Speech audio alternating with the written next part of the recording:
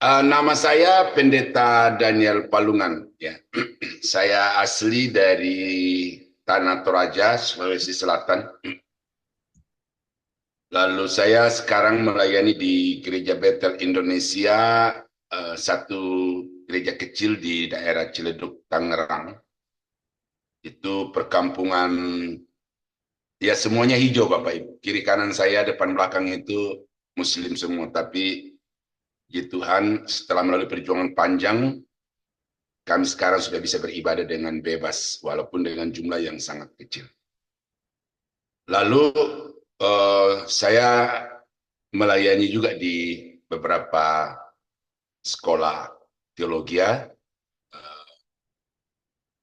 juga di Zoom, ya beberapa Zoom yang meminta saya untuk mengisi acara mereka. Pendidikan saya untuk bisa barangkali untuk ini supaya bisa legalitasnya gitu ya. PGAK Seminari Bethel Petamburan Jakarta. Lalu kemudian S1-nya di Sekolah Tinggi Teologi Injili Indonesia, Dr. Kris Barantika, barangkali Bapak Ibu kenal, Jakarta. Lalu S2-nya juga di sekolah yang sama untuk bidang misiologi. Lalu saya ambil juga S2 di STT Antioquia, tapi tidak tuntas. Lalu saya selesaikan di Trinity Crown International School of Theology untuk bidang sistematika teologi. Lalu sesudah itu saya mengambil S3 di Sekolah Tinggi Teologi Berkat, Tangerang Selatan. Saya kira itu saja Bapak Ibu ya. Saya juga pernah dulu memimpin Sekolah Tinggi Teologi, tapi karena kekurangan dana, akhirnya saya berhentikan tahun 2015. Nah oke, pada pagi hari ini kita akan membahas satu topik ya. Terus terang ini karena nggak ada pembicaraan sebelumnya dengan pengurus, jadi saya hanya pilih judul sesuai dengan apa yang saya pikirkan penting untuk dipahami oleh jemaat. Tapi juga sekaligus memberikan kepada Bapak Ibu satu pola bagaimana menggali Alkitab itu secara objektif, terbatas pada satu bagian Alkitab, dan dari bagian itu kita membangun topik gagasan, ya, gagasan utama. Lalu kemudian gagasan utama itu juga kita bahas dari dalam poin itu. Nah, itu satu pola penggalian Alkitab yang sangat penting, sangat baik, tetapi tidak semua pendeta-pendeta mau melakukan. Apakah karena mereka tidak mampu atau karena mereka tidak mau? Akibat tidak terlalu diminati oleh banyak orang. Ya, karena saya melihat bahwa banyak pelayan-pelayan Tuhan sekarang ini di Indonesia, baik di onsite maupun secara online itu market oriented, ya market oriented, ya, people oriented, bukan kepada truth oriented.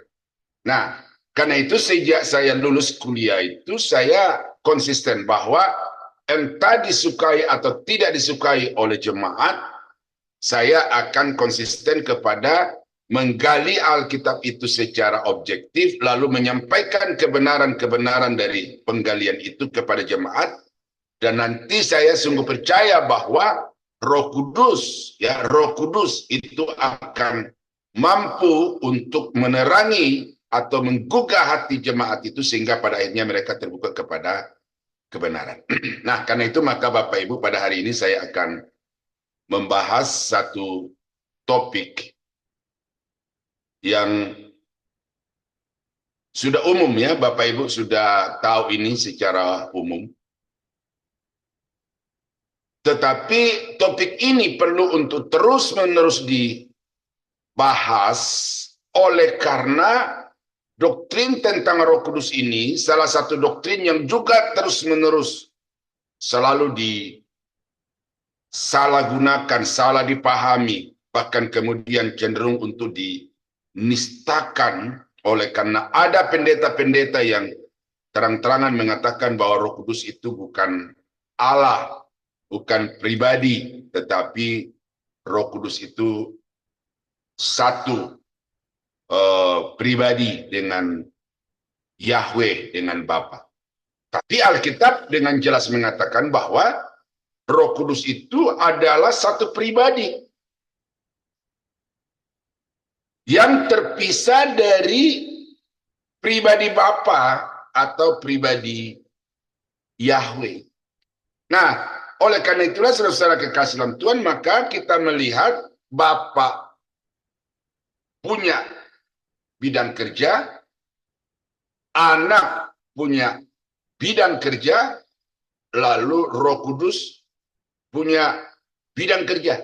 Jadi ada pembagian tugas yang sudah begitu rapi di antara Bapa, Anak, dan Roh Kudus, dan masing-masing dengan kepribadiannya mengerjakan semua bidang-bidang itu secara bertanggung jawab dan juga secara sempurna. Ya, saya pakai istilah bertanggung jawab dalam arti bahwa mereka mengerjakan semua tugas-tugas itu ya sesuai dengan penugasannya dan juga sesuai dengan kepribadiannya.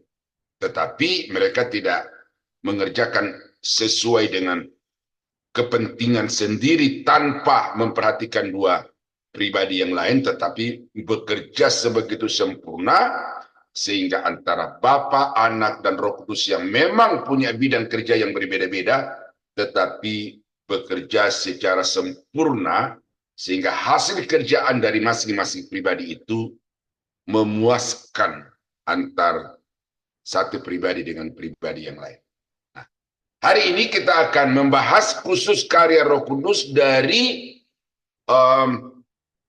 Roma pasal 7 ayat 1 sampai 27, dan karena ini ayat yang panjang, nah saya tidak perlu bacakan lebih dulu pasal atau perikop ini, tetapi saya akan langsung kepada poin-poinnya. Dan sementara di dalam poin-poin itu, kita akan membaca ayat-ayat yang semuanya berbasis kepada teks yang kita pilih, yaitu Roma pasal 8 ayat 1 sampai pasal yang ke-27.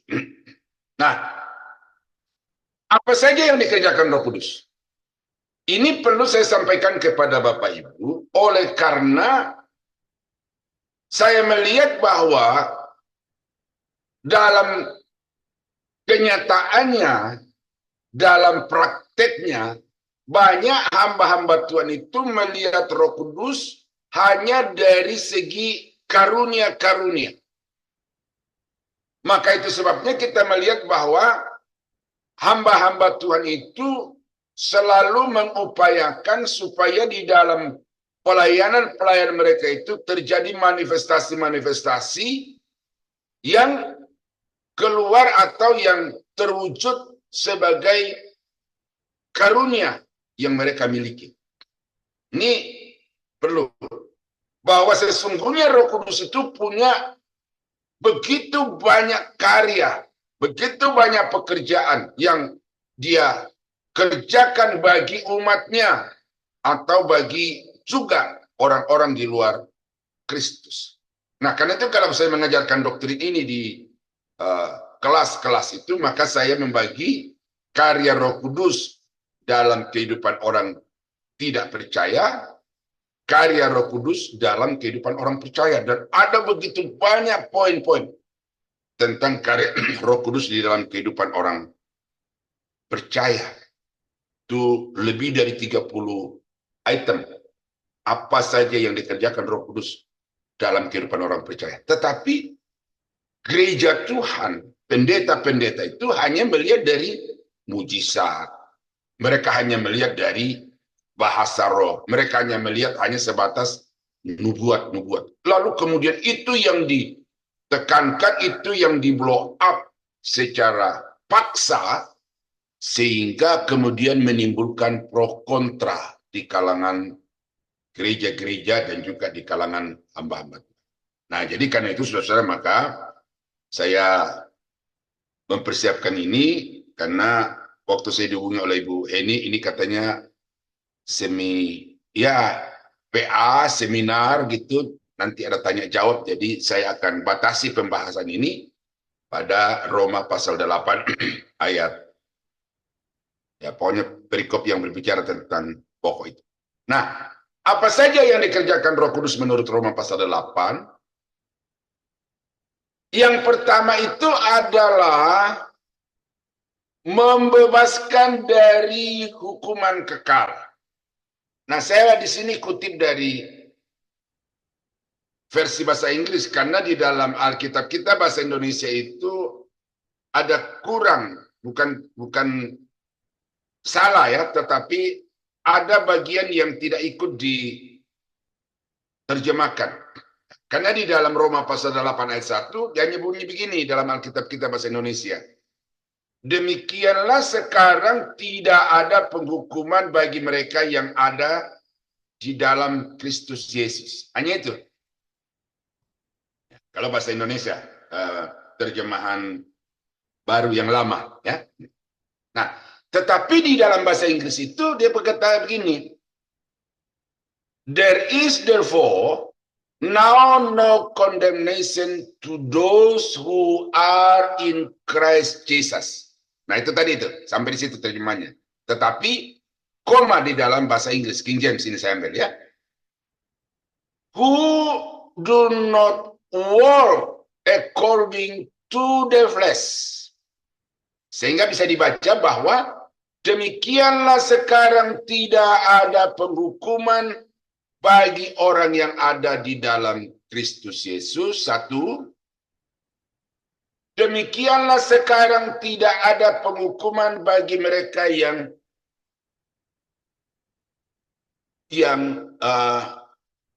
tidak berjalan menurut daging. Tidak berjalan menurut daging artinya tidak mengikuti kedagingan. Itu sudah tidak ada penghukuman. Lalu yang ketiga adalah yang berjalan according to the Spirit. Sehingga dapat diterjemahkan bahwa demikianlah sekarang tidak ada penghukuman bagi mereka yang berjalan sesuai dengan Roh Kudus atau mengikuti Roh Kudus. Nah, jadi itu yang dikerjakan oleh Roh Kudus di dalam kehidupan orang percaya adalah membebaskan dari hukuman kekal. Kesimpulan sementara di sini Bapak Ibu, bahwa yang menjadi juru selamat itu bukan hanya Yesus. Ya, yang menjadi juru selamat itu bukan hanya Yesus, tetapi ternyata Roh Kudus juga adalah penyelamat, pembebas. Karena tidak ada lagi penghukuman bagi orang-orang yang berjalan mengikuti pimpinan Roh Kudus. Nah, di dalam ayat 2 dikatakan, Roh yang memberi hidup telah memerdekakan kamu dalam Kristus dari hukuman dosa, dari hukum dosa dan hukum Taurat. Ayat yang ke-6. Karena keinginan daging adalah maut, tetapi keinginan roh adalah hidup. Nah, jadi saudara dari 3 ayat di dalam bacaan kita, Roma pasal 8 itu, kita melihat dengan jelas di situ bahwa Roh Kudus itu punya karya yang begitu sangat mendasar sehingga membuat orang-orang yang tadinya dibawa kutuk dosa, dibawa kutuk hukum Taurat, yang alamat hidupnya adalah kebinasaan kekal, tetapi karena Roh Kudus berkarya, maka orang-orang itu kemudian diselamatkan, dibebaskan dari penghukuman kekal, kutuk hukum Taurat dan kutuk dosa. Nah, bagaimana Roh Kudus itu bekerja? Di dalam Yohanes pasal 6 ayat yang ke-16 ayat yang ke-8 sampai 11 dikatakan, dan kalau ia datang, ini janji Tuhan Yesus kepada murid-muridnya, ia akan menginsafkan dunia akan dosa. Jadi Roh Kudus itu akan berkarya di dalam kehidupan orang-orang berdosa, tidak percaya kepada Yesus itu, sehingga kemudian mereka dapat menemukan dirinya sebagai orang yang berdosa, menemukan dirinya sebagai orang yang tidak berdaya karena dosa.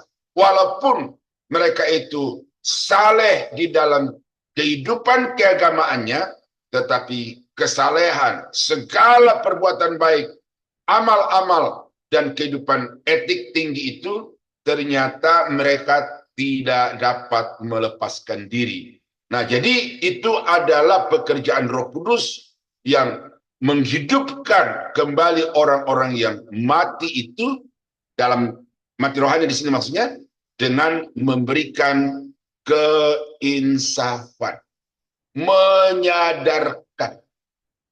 Ini penting Bapak Ibu, supaya saudara mengerti bahwa kalau ada semacam revival, kebaktian kebangunan rohani, ya, tadi di dalam doa syafaat itu ada kebaktian kebangunan rohani.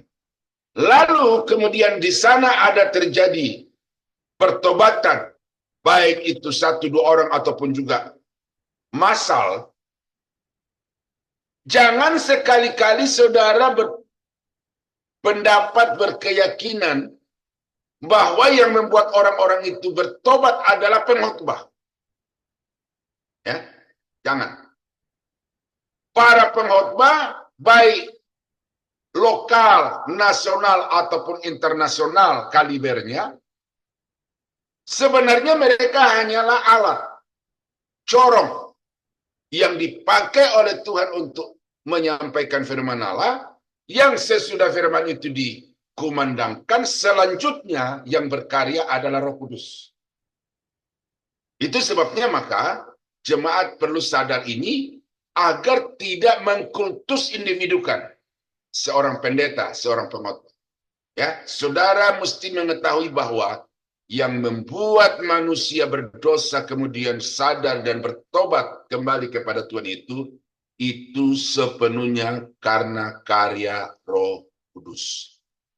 Yang kedua, sisi lain daripada itu adalah supaya para pengkhotbah, ya, jangan sampai kemudian membusungkan dada.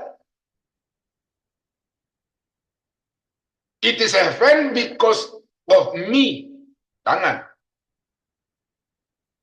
Karena kalau terjadi mujizat, terjadi manifestasi Roh Kudus di dalam pelayanan kita, itu semua adalah karena Roh Kudus. Yesus berkata, tidak ada seorang pun akan datang kepadaku kalau bukan Bapa yang menarik hati. Jadi ini pekerjaan Roh Kudus adalah menginsafkan, kemudian menyatakan kebenaran, menyatakan penghakiman dan akan dosa karena mereka tetap tidak percaya kepada. Nah, jadi dosa itu Bapak Ibu bukan hanya membunuh, bukan hanya korupsi, menipu dan lain sebagainya, tetapi dosa yang paling hakiki di dalam Alkitab itu adalah tidak percaya bahwa Yesus adalah Tuhan.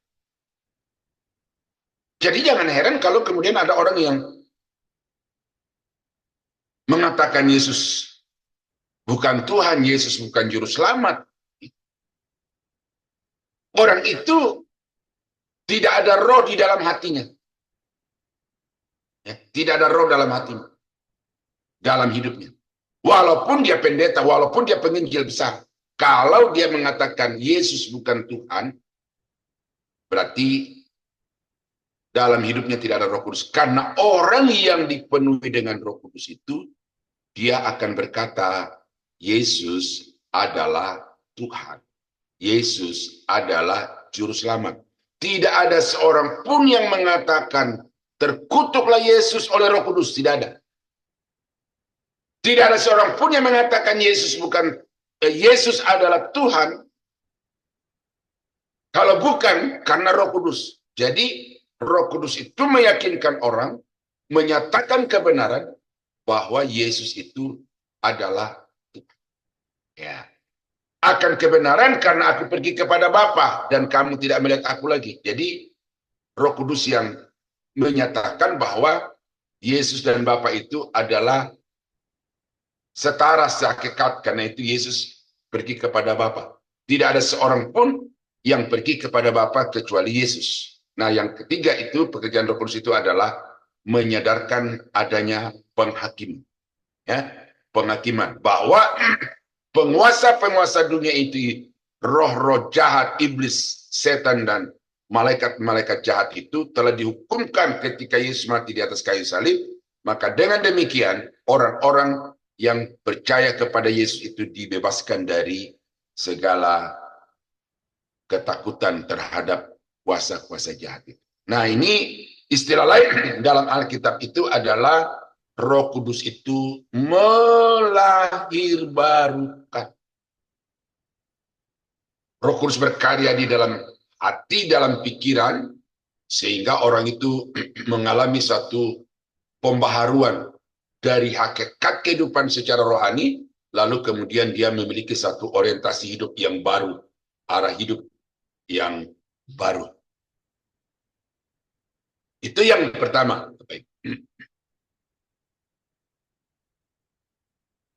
Ya. Yang kedua, apa yang dikerjakan Roh Kudus di dalam kehidupan orang percaya? Ya, saya lompat-lompat ya, karena ini slide saya lebih 10 poinnya. Tetapi saya akan pilih beberapa yang saya sampaikan dalam satu sesi ini. Ayat yang kelima dikatakan bahwa sebab mereka yang hidup menurut daging memikirkan hal-hal yang dari daging. Mereka yang hidup menurut roh memikirkan hal-hal yang dari roh. Ini juga yang disilakan lain dalam bahasa Yunani itu metanoia. Seseorang yang sudah memiliki Roh Kudus itu, maka pikirannya itu akan berubah dari berlandas kepada kedagingan, berorientasi kepada pemuasan kedagingan. Sekarang sebagai orang yang sudah memiliki roh, sebagai orang yang sudah diselamatkan dan sudah menjadi milik Tuhan, maka Roh Kudus akan membuat orang itu untuk memikirkan hal-hal yang bersifat rohani. Ya, ini penting supaya kekristenan saudara itu memiliki warna Kristen, warna Alkitabiah. Karena kalau saudara dulu belum kenal Tuhan, orientasi hidup saudara itu adalah cari materi, cari kekayaan. Lalu kemudian sesudah menjadi Kristen, saudara datang ke gereja untuk mencari berkat, mencari sukses, mencari kekayaan, mencari kesembuhan secara jasmani. Saudara belum mengalami satu perubahan orientasi hidup. Karena dulu orientasinya materi, pusatnya adalah diri. Sekarang di dalam kekristenan juga orientasi hidupnya itu adalah materi, sukses duniawi, untuk juga tetap berpusat kepada diri sendiri demi kepentingan diri sendiri. Dan ini banyak terjadi di berbagai gereja, Bapak. Orang-orang Kristen itu cari Tuhan bukan karena mau menyembah Tuhan, bukan karena mau mengenal Tuhan lebih dalam, tetapi mencari Tuhan supaya Tuhan memuaskan segala keinginan, segala selera di dalam diri. Ini kekristenan yang ironi, Bapak. Harusnya dulu orientasi hidup itu adalah harta, duniawi, pusatnya adalah diri sendiri. Sekarang orientasi hidup itu adalah hal-hal yang surgawi, kebenaran firman Allah yang berpusat, dan sekarang berpusat kepada Allah, bukan lagi kepada diri sendiri. Nah, ini kita lihat ya, gereja-gereja yang mengklaim diri sebagai yang didinamisir oleh Roh Kudus itu ternyata kemudian terjebak di dalam satu sifat egois denominasional, egois gereja lokal, bahkan kemudian membimbing jemaat yang fanatis pendetanya. Ini Saya bicara belak-belakan ini kepada Bapak Ibu, ya, supaya jangan sampai saudara tanpa sadar digiring oleh iblis dengan memanipulasi situasi kekristenan itu. Nah, di sini kita baca bahwa orang-orang yang sudah menerima Yesus sebagai Tuhan dan Juru Selamat itu, pikirannya berubah. Kapasitas berpikirnya berubah. Nah, ini kita lihat di dua hal. Roma 1 ayat 21. Sebab sekalipun mereka mengenal Allah, mereka tidak memuliakan Dia sebagai Allah atau mengucap syukur kepadanya. Sebaliknya, pikiran mereka menjadi sia-sia dan hati mereka yang bodoh menjadi gelap. Mengenal Allah, ya. Saya baru terpikir itu, saya belum mengeksekusi kata mereka mengenal Allah. Harusnya kan percaya Allah kemudian bertumbuh kepada pengenalan. Nah, di sini Paulus pakai kata mereka sudah mengenal Allah ini. Maksud apa nih mengenal Allah di sini? Atau mungkin mereka percaya Allah, tetapi mereka tidak bertumbuh di dalam perilaku hidup dari perilaku duniawi menjadi perilaku yang memuliakan Tuhan, yang mengucap syukur di sini. Memuliakan Tuhan, mengucap syukur. Mereka tidak bertumbuh di dalam pengenalan akan Tuhan. Ya, karena itu dikatakan bahwa pikiran mereka menjadi sia-sia, ya, lalu hati mereka semakin gelap. Jadi inilah orientasi pikir, lalu inilah kapasitas berpikir dari orang-orang yang belum di dalam Tuhan. Di dalam Tuhan. Nah, tetapi di dalam Yohanes 1 Yohanes pasal 2 ayat 20 dan 27, apa yang dikerjakan Roh Kudus dalam kehidupan orang percaya itu dikatakan begini. Tetapi kamu telah beroleh pengurapan. Ya, saya harap Bapak Ibu menggarisbawahi pengurapan itu. Karena ini yang diminati oleh begitu banyak orang Kristen. Ini yang diharapkan oleh seorang pengkhotbah, karena itu dalam doanya, Tuhan urapi hambamu. Lalu jemaat juga mengharapkan ada pengurapan, ada impartasi, manifestasi. Itu yang menimbulkan animo yang begitu besar. Kalau ada kebaktian-kebaktian kehidupan rohani, itu yang menjadi brandnya. Kalau tidak ada brand itu ya tidak begitu diminati. Nah, pengurapan. Dan dengan demikian, kamu semua mengetahuinya. Saudara baca itu di 1 Yohanes 2 itu. Ada antikris di situ. Tetapi orang-orang yang sudah memiliki Roh Kudus, memiliki kemampuan di dalam dirinya untuk mengetahui mana ajaran yang benar, mana ajaran yang salah, mana hamba Kristus, mana antikristus. Karena itu dikatakan kamu mengetahuinya. Lalu dalam ayat yang ke-27, sebab di dalam diri kamu tetap ada pengurapan yang telah kamu terima daripadanya, karena itu tidak perlu kamu diajar orang lain. Ya, tidak perlu. Artinya Roh Kudus itu memampukan kamu untuk bisa membedakan mana ajaran yang benar, mana ajaran yang salah.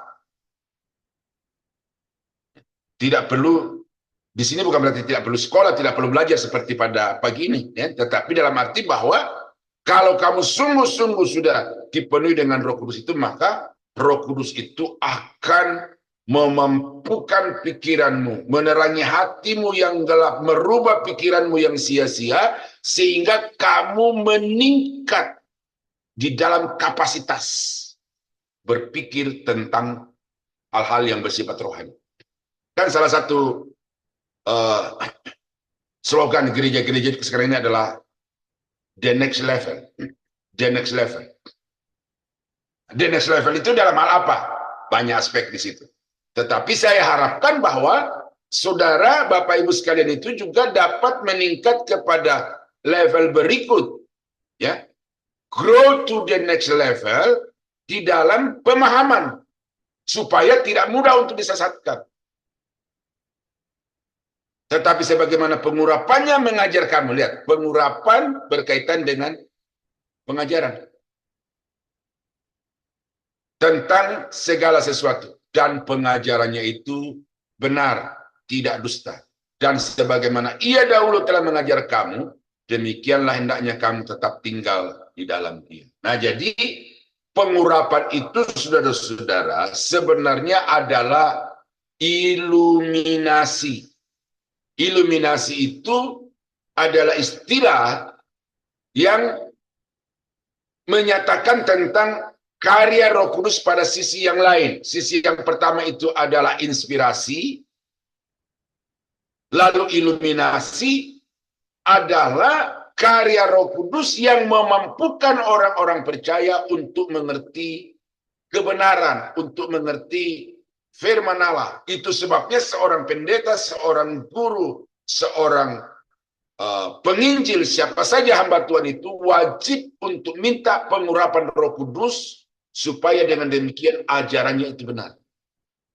Itu dari segi hamba Tuhan. Dari segi jemaat, ya, saudara-saudara, ini perlu bahwa sebagai anak-anak Tuhan itu kita tidak hanya cukup untuk mengalami suatu penyataan-penyataan roh dalam nubuatan, dalam bahasa roh, di dalam mujizat-mujizat, tetapi juga kita harus membuka diri dan mengupayakan untuk memahami hal-hal yang benar yang diajarkan oleh firman Tuhan. Ya. Tetapi saudara, sebagai hamba Tuhan yang menggeluti bidang teologi, kemudian sudah lebih dari 30 tahun juga di ladang Tuhan, bergaul dengan begitu banyak hamba-hamba Tuhan dari berbagai denominasi, saya menemukan bahwa masih sebagian, bahkan sebagian besar hamba Tuhan itu tidak terlalu menekankan pentingnya pengajaran. Ya, maka itu kalau saya mengajar tentang homiletik, ya, saya berkata kepada murid-murid saya bahwa mimbar gereja Tuhan sekarang itu bukan lagi menjadi tempat di mana kebenaran firman dikumandangkan, tetapi sekarang sudah menjadi tempat di mana manifestasi psikologi, di mana mimbar sudah menjadi tempat untuk demonstrasi filosofi, ya, psikologi dan filosofi sekarang itu nyata dengan terang di mimbar-mimbar gereja Tuhan. Karena itu penyesatan secara pikiran itu terjadi di berbagai gereja. Nah, itu sebabnya saudara, maka pekerjaan Roh Kudus di dalam kehidupan orang percaya itu adalah menerangi pikiran, menerangi hati, sehingga Bapak Ibu dapat mengerti apa yang Alkitab katakan, yang ditulis oleh para rasul, oleh para nabi. Nah, jadi begini Bapak Ibu, ya, seringkali orang bilang kami itu praise and worship. Bagi kami itu doa. Jadi mereka, saya ketemu satu ibu dari Manado, dia ceritakan bahwa kami itu 24 jam itu praise and worship. Ya, praise and worship itu yang terpenting di hadapan Tuhan. Kami berdoa. Tapi saudara-saudara, hati-hati. Ya, saya tidak katakan praise and worship itu salah, doa itu salah, enggak. Tetapi pedoman praise and worship, pedoman doa, baik doa pribadi, doa syafaat, atau doa-doa yang lain, itu tidak bisa tidak harus pemahaman yang benar terhadap Alkitab. Karena itu bangun keseimbangan. Ini agak sedikit saya keluar di sini, karena implikasinya ini saya mau tekankan kepada Bapak Ibu. Bangun keseimbangan di dalam kehidupan rohani dan aktivitas kerohanian saudara. Saudara berdoa, saudara menyanyi, artinya saudara menyuruh Tuhan untuk mendengarkan saudara. Ya, saudara menyanyi, saudara berdoa, artinya saudara menyuruh Tuhan untuk mendengarkan nyanyian dan semua keluh kesah, semua permohonan Bapak Ibu. Kalau Bapak Ibu lakukan itu 24 jam, seperti yang dikatakan oleh salah satu ibu dari Manado itu, lalu kapan Bapak Ibu mendengarkan Tuhan? Ya, ini keras saya bicara begini. Tetapi ini sesuatu yang memang harus dirubah di dalam paradigma berpikir anak-anak Tuhan secara Kristiani. Jangan jadikan Tuhan itu sebagai pendengar. Walaupun itu Alkitab mengatakan bahwa Tuhan mendengar doamu. Tetapi ingat bahwa Tuhan itu Bapa yang mau mengajar. Tuhan itu Allah yang sempurna, yang punya kehendak, punya kedaulatan. Oleh sebab itu maka dengarkan dia. Buka telinga, buka pikiran, buka hati untuk suara Tuhan masuk ke dalam hidup saudara. Sangat ironi Bapak Ibu, bahwa gereja-gereja sekarang itu menomorduakan khotbah, lalu menomorsatukan praise and worship. Saya tidak katakan salah sekali lagi. Tetapi porsi pengajaran kebenaran firman Tuhan dalam gereja itu harus ditingkatkan. Itu Roh Kudus. Karena Roh Kudus berkarya untuk membuka pemikiran, untuk menerangi hati, sehingga yang tertanam di dalam kehidupan Bapak Ibu itu adalah kebenaran firman Tuhan. Ya, jadi karya Roh Kudus di dalam kehidupan orang percaya adalah membuat orang-orang itu memikirkan hal-hal rohani dan kemudian memampukan orang itu untuk memahami kebenaran firman Tuhan. Kalau saudara datang di gereja hanya untuk memuaskan perasaan, ingin untuk dipuaskan oleh Tuhan dengan berbagai berkat, berarti saudara itu masih anak kecil itu. Ya. Tetapi kalau saudara datang di gereja, saya mau datang untuk mendengarkan Tuhan, saya mau hidup lebih memperkenankan Tuhan, itu saudara sudah pada level yang lebih tinggi daripada yang pertama tadi, dan saya harap level ini meningkat lagi sampai kepada sempurna sama seperti Yesus. Bisa lompat itu. Nah, apa yang dikerjakan Roh Kudus di dalam kehidupan orang percaya adalah menjamin kepemilikan Kristus. Menjamin kepemilikan Allah atas orang itu. Katakanlah saya, ibu, bapak. Jadi kalau Roh Kudus itu sudah tinggal di dalam diri Bapak Ibu, maka itu adalah satu legalitas yang tidak bisa digugat, tidak bisa dibantah oleh siapapun, tidak bisa digagalkan oleh siapapun, bahwa saudara adalah milik Kristus. Ini ayatnya. Tetapi kamu tidak hidup dalam daging, melainkan dalam roh. Jika memang roh Allah diam di dalam kamu. Tetapi jika orang tidak memiliki roh Kristus, ia bukan milik Kristus. Jadi roh Allah di dalam kita itu adalah pembuktian bahwa saudara dan saya itu adalah milik Kristus. Terlepas dari saudara semakin bertambah kaya, terlepas dari saudara semakin sukses, itu adalah efek. Tetapi yang paling hakikat itu adalah bahwa saudara itu sah menjadi milik Kristus. Ini ayat yang ke-15 sampai ayat ke-17. Sebab kamu tidak menerima roh perbudakan yang membuat kamu menjadi takut lagi, tetapi kamu telah menerima roh yang menjadikan kamu anak Allah. Oleh roh itu kita berseru, ya Aba, ya Bapa. Roh itu bersaksi bersama-sama dengan roh kita.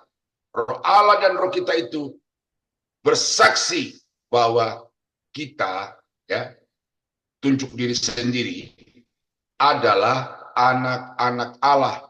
Dan jika kita adalah anak, maka kita juga adalah ahli waris. Maksudnya, orang-orang yang berhak menerima janji-janji Allah yang akan menerimanya bersama-sama dengan Kristus. Yaitu, jika kita menderita bersama-sama dengan Dia, supaya kita juga dipermuliakan bersama-sama dengan Dia. Jadi, pekerjaan Roh Kudus di dalam kehidupan orang percaya adalah untuk melegalisasi kepemilikan Allah, kepemilikan Kristus atas hidup orang itu.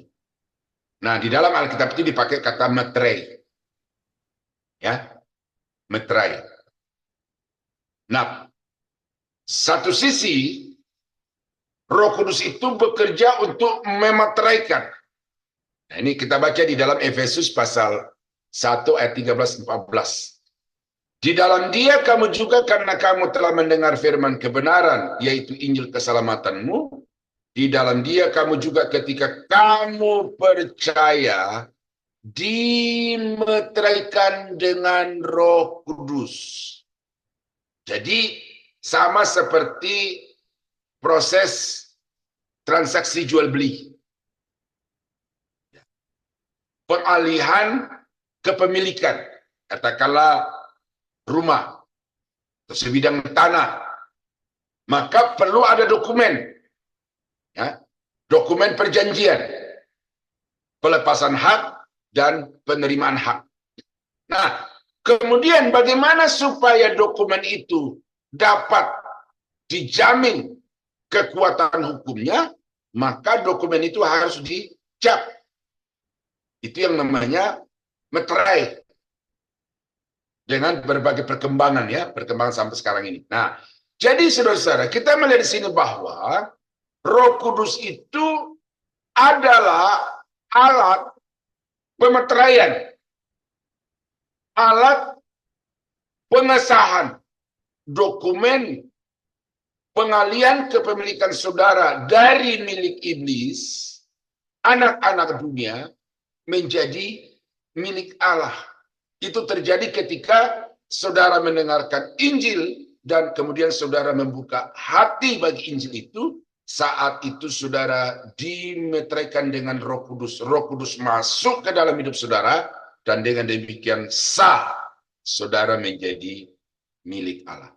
Dan Roh Kudus itu adalah jaminan. Lihat, Roh Kudus adalah jaminan bagian kita sampai kita memperoleh seluruhnya, yaitu penebusan yang menjadikan kita milik Allah untuk memuji kemuliaannya. Jadi itu di dalam Efesus pasal 1, 13-14. Di dalam 2 Korintus 1, 21-22. Sebab Dia telah meneguhkan kami bersama-sama dengan kamu di dalam Kristus. Adalah Allah yang telah mengurapi, ya, memberikan satu pemahaman tadi. Nah, ayat 22.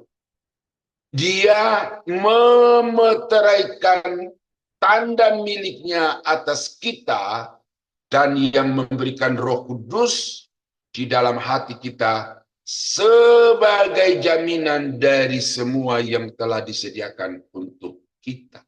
Jadi satu sisi atau satu tujuan Roh Kudus itu memeteraikan kita supaya kita sah menjadi milik Allah. Pada bagian yang lain, Roh Kudus itu memeteraikan kita, Allah memeteraikan kita dengan Roh Kudus supaya menjadi satu garansi bahwa kita ini berhak atas hal-hal surgawi, berkat-berkat surgawi yang disediakan bagi kita. Saudara baca itu di dalam Efesus pasal 1, 15 sampai ayat yang ke-23 itu. Apa yang disediakan oleh Allah bagi mereka yang telah dimeteraikan, dan itu ada jaminannya. Penjaminannya adalah Roh Kudus. Nah, dengan demikian saudara-saudara bahwa ini sangat-sangat hakiki, ya, Roh Kudus itu di dalam kehidupan orang percaya, karena Roh Kudus itu menjadi bukti saudara dan saya adalah milik Kristus, saudara dan saya adalah anak-anak Bapa yang ada di surga. Ya, ini sangat-sangat mendasar ini, ya, Bapak Ibu pahami. Sehingga jangan sampai kemudian saudara menjadi kecil hati hanya oleh karena tidak diberi karunia bahasa roh. Saudara menjadi kecil hati karena saudara tidak seperti orang-orang lain yang berdoa terjadi mujizat. Ya, itu karunia. Tetapi yang mendasar melebihi dari karunia rohani itu adalah bahwa saudara sah menjadi milik Allah, sah menjadi milik Kristus, dan dengan demikian saudara adalah pewaris kerajaan surga, saudara adalah pemilik hidup yang kekal selama-lamanya sama-sama dengan Kristus.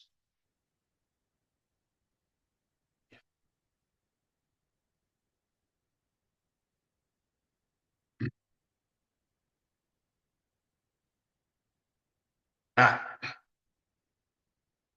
apa yang dikerjakan Roh Kudus di dalam kehidupan orang percaya? Ini beri perhatian secara khusus ini, Bapak. Ayat yang ke-13. Sebab jika kamu hidup menurut daging, kamu akan mati. Ya, makanya dia saat tadi itu, bahwa tidak ada penghukuman bagi mereka yang tidak mengikuti daging, yang tidak hidup menurut daging. Bebas. Ya. Nah, sekarang sebagai orang yang sudah diselamatkan itu, ternyata pergumulannya tidak berhenti sampai titik di mana dia menerima Yesus sebagai Tuhan dan Juru Selamat. Terus bergumul. Terus bergumul. Bahkan pergumulannya makin kemari makin bertambah berat. Nah, siapa yang kemudian abai, siapa yang kemudian lalai mengandalkan diri sendiri, hati-hati, saudara ada di tepi jurang yang sebentar lagi saudara akan terjerumus.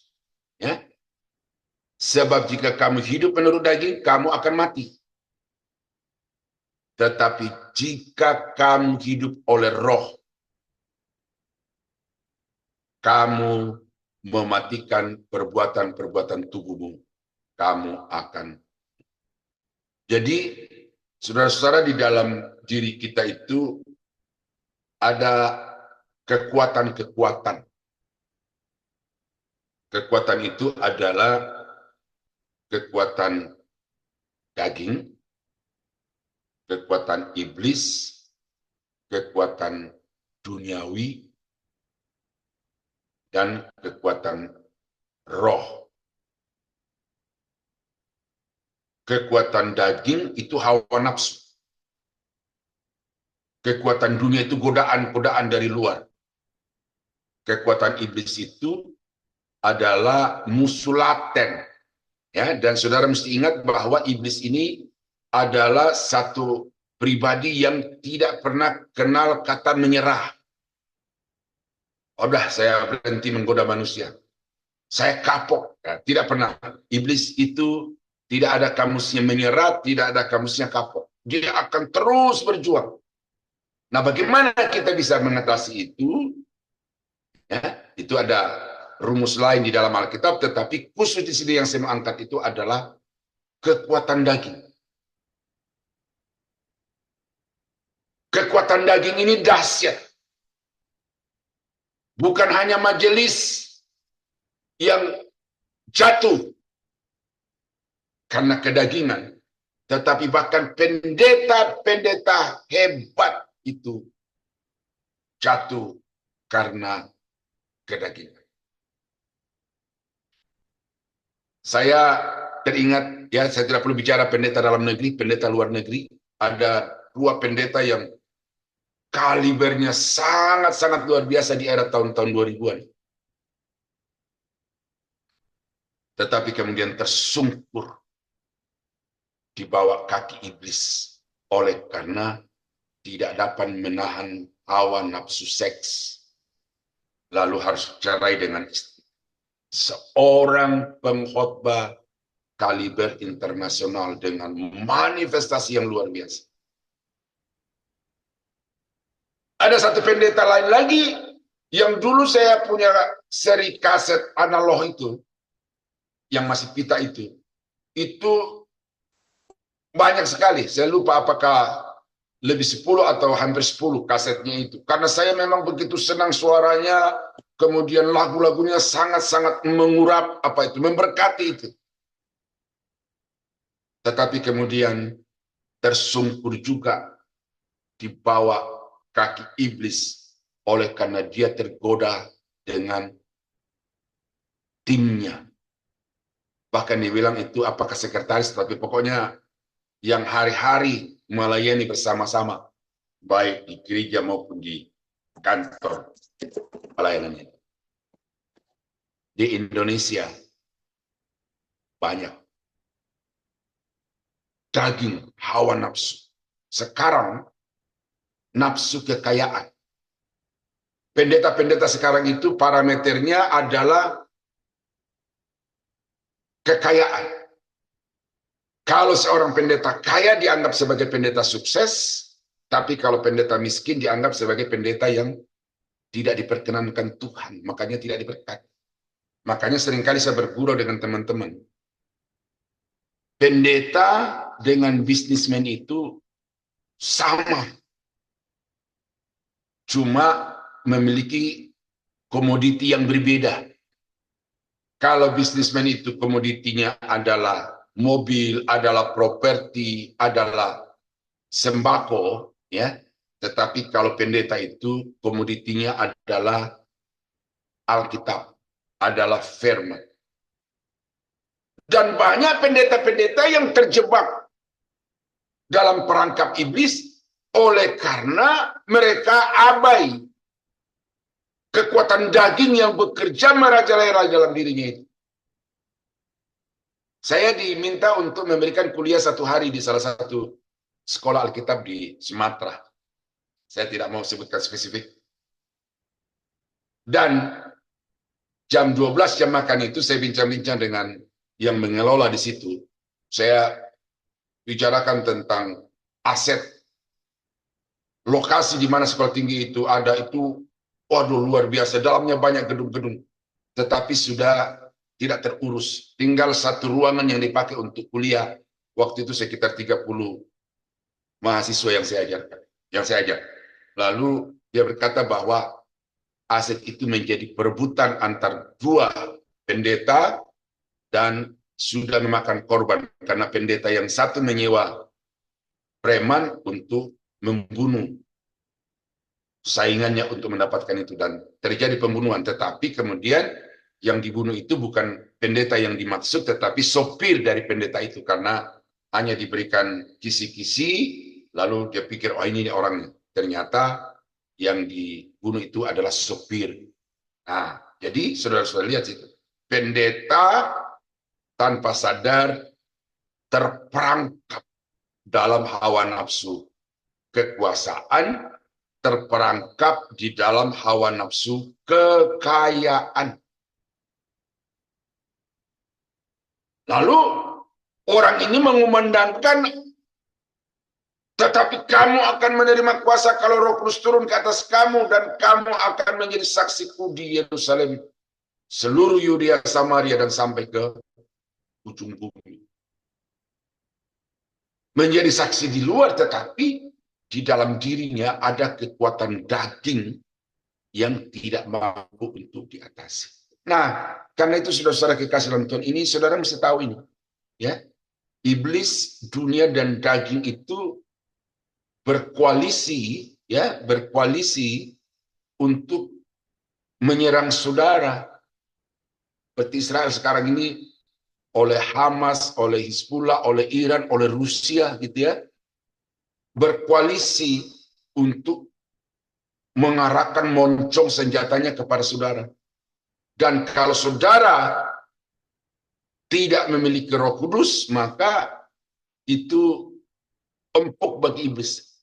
Tetapi kalau saudara diberi Roh Kudus atau di dalam hidup saudara ada Roh Kudus dan kemudian saudara memberi keleluasaan kepada Roh Kudus itu untuk menguasai, memimpin saudara, maka saudara akan mampu untuk mengalahkan kedagingan. Yesus dibawa oleh Roh Kudus ke padang gurun. Di padang gurun apa yang Yesus lakukan? 40 hari 40 malam itu. Ini kan dibandingkan dengan periode pelayanan Yesus yang hanya 3,5 tahun itu kan, 1260 hari. Kan 40 hari ini signifikan. Kuantitinya dipakai untuk pelayanan, tetapi 40 hari itu dipakai oleh Tuhan, oleh Yesus untuk bersekutu dengan Tuhan, dan kita melihat bahwa di akhir dari doa puasanya itu, iblis datang. Dan apa yang ditawarkan iblis? Mendemonstrasikan, memanifestasikan diri sebagai anak Allah. Tunjukkan, buktikan bahwa engkau anak Allah. Ini kan godaan kepada prestisius, kebanggaan pribadi. Saya ini bukan orang biasa, saya ini orang luar biasa, kan gitu. Hati-hati. Jika engkau anak Allah, rubahlah roti, batu ini menjadi roti. Itu godaannya adalah prestisius. Tapi juga sekaligus ekonomi. Nah, tapi ada ekonomi yang lainnya nanti, ya. Yang kedua adalah mendemonstrasikan tentang kuasa, mujizat. Kalau engkau anak Allah, jatuhkanlah dirimu ke bawah dan buktikan bahwa engkau tidak akan celaka. Karena ada ayat, dia akan mengutus malaikat-malaikatnya untuk menatang engkau di atas tangannya sehingga kakimu tidak terantuk pada batu. Itu banyak yang mau mendemonstrasikan tentang kuasa dirinya itu. Nah, baru yang ketiga itu dibawa ke gunung yang tinggi, diperlihatkan kepadanya kekasih seluruh dunia, semuanya itu kuberikan kepadamu. Kalau engkau sujud menyembah. Nah, ini sekarang ini saudara, bahwa banyak hamba-hamba Tuhan, banyak orang-orang Kristen itu yang oleh karena kedagingan, karena hawa nafsu yang mendominasi hidupnya, maka pada akhirnya dia jatuh ke dalam perangkap dan kekuasaan iblis. Sebab itu saudara, beri kepada Roh Kudus itu keleluasaan di dalam diri saudara, memberikan kuasa bukan saja untuk mengadakan mujizat-mujizat dan tanda-tanda ajaib di dalam pelayanan, tetapi supaya saudara memiliki kuasa untuk mematikan keinginan daging. Ya, ini penting. Lalu yang terakhir yang saya sampaikan pada hari ini adalah pekerjaan Roh Kudus dalam kehidupan orang percaya di ayat yang ke-14. Oh, saya belum tampilkan di sini ya. Ayatnya ini, ayat ini. Berkata begini, Roma pasal 8 ayat yang ke-14, semua orang yang dipimpin Roh Allah adalah anak Allah. Dipimpin. Kalau dipenuhi, diberi kuasa, yaitu karya yang lain. Tetapi sekarang dipimpin. Ya. Sudah tahu apa arti dipimpin? Berarti yang berdaulat di dalam kehidupan kita untuk mengambil setiap keputusan, untuk mengeksekusi segala rencana itu adalah Roh Kudus. Dalam doa syafaat tadi kita mendengar tentang pemimpin yang baru bangsa kita. Di dalam tangannya ada otoritas untuk mengendalikan seluruh bangsa ini dalam segala aspek. Nah, jadi kita sebagai warga bangsa wajib hukumnya untuk dipimpin oleh pemimpin kita, baik yang sekarang menunggu bulan Oktober atau yang baru sesudah bulan Oktober. Itu kita semua harus patuh dan taat. Nah, itu konsep pemimpinan dari sana sama, bahwa sebagai orang-orang yang dipenuhi dengan Roh Kudus, maka wajib bagi orang itu untuk memberi diri dipimpin, dikendalikan, dikuasai oleh Roh Kudus. Saya kasih dua contoh di dalam Alkitab. Paulus ya, di dalam Kisah Rasul pasal 20 ayat 22 sampai 23. Tetapi sekarang sebagai tawanan roh aku pergi ke Yerusalem, dan aku tidak tahu apa yang akan terjadi atas diriku di situ, selain daripada yang dinyatakan Roh Kudus dari kota ke kota kepadaku, bahwa penjara dan sengsara menunggu aku. Ya, penjara dan sengsara menunggu aku di Yerusalem. Ini Paulus dalam mission trip dari kota ke kota, dari bangsa ke bangsa, dan dari setiap tempat di mana dia memberitakan Injil itu, Roh Kudus mengatakan bahwa di Yerusalem kau ditunggu untuk ditangkap, dipenjara, dianiaya. Lalu mungkin secara normal Paulus, kalau begitu jangan dulu ke Yerusalem. Mutar-mutar dulu di luar Yerusalem. Mungkin kembali dulu ke Antioquia sebagai base camp misinya dia. Sesudah itu bikin program pelayanan ke tempat lain. Jangan dulu pergi ke Yerusalem, karena Yerusalem ada sengsara dan aniaya, penjara. Tetapi saudara, ingat di sini ya. Tetapi sekarang sebagai tawanan roh, I have no choice.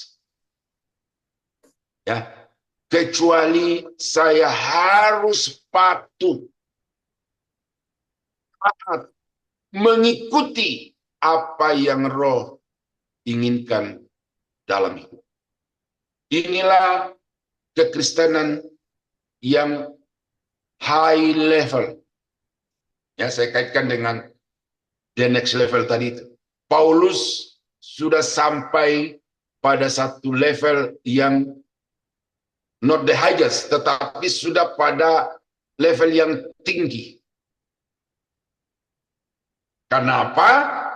Karena dia merelakan dirinya untuk dikendalikan oleh Roh Kudus.